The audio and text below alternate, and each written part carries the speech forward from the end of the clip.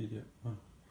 Hello Adrian, Elodie and anybody else looking at this lesson. Today I'm going to take you step by step through how to draw a lotus mandala. What you will need is a ruler, a piece of paper, a pencil, and if you have one, a drawing pen or felt tip of your colour choice, and possibly a rubber too. So what I've done first of all is I'm going to make a cross, so halfway across. I'll measure across the top of the paper and it's roughly 30 centimetres, so it's about 15 centimetres. I've drawn a line down. Now this way it is 21 centimetres, so I believe half of 21 is 10.5, so I'm going to make a mark there and a mark here at the 10.5 mark. Join them up together. It will become apparent while I'm doing this later, to make a cross, and then I'm going to put a little circle at the centre of my cross so that later when we've done our graph we can see where the centre is. And then I'm going to put little stars. We'll be rubbing all this out later. Little stars on each of these so that I can see where the lines that make my main cross are. Now I'm going to make a graph, and the reason that I'm doing this is that you want your lotus mandala to be symmetrical, so whatever you've got here you want to be recreated here. And if you've got a lot of little squares, it's a lot easier to do that because you can make sure that what's in the squares on this side is in the squares on this side as well. I'm choosing to do my graph with about 2 centimetres, but you can do 3 or even 1.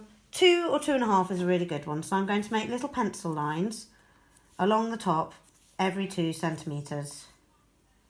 But I've done something wrong. This is very important. This is why we're doing it all in pencil. You do not start from the edge, you start from the middle. So from the middle, taking it outwards, little pencil marks every 2 centimetres.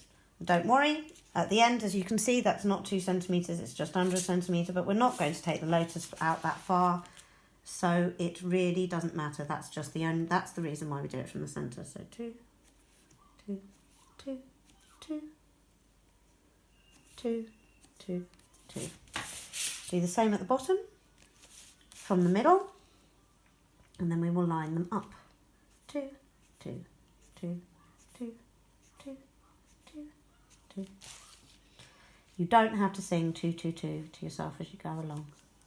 Only if you're a little bit mad like me. 2, 2, 2, 2, 2, 2. And then, using your ruler, you line them up and draw them across.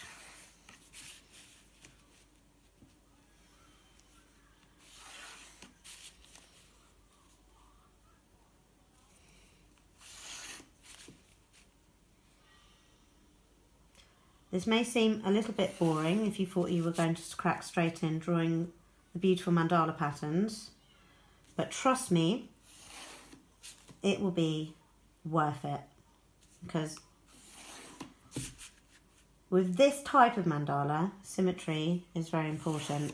Another time, if you want, I'll show you how I do the animal mandalas that I did a lot in my tattooing, and symmetry not so important, and we won't have to do graphs that make us feel like we're actually in a maths lesson.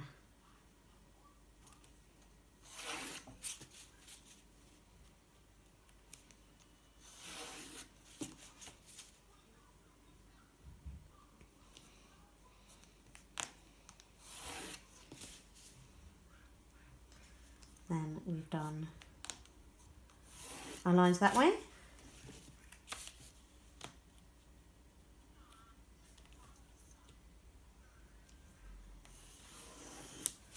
And then we turn the paper over and do the same thing along the diagonal. So from the centre, every 2 centimetres, or however many centimetres you have chosen to do.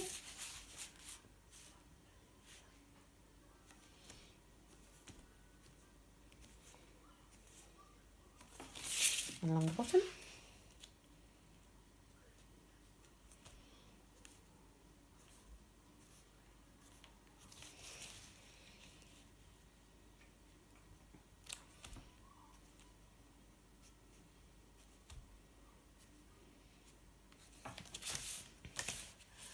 Line them up with your ruler.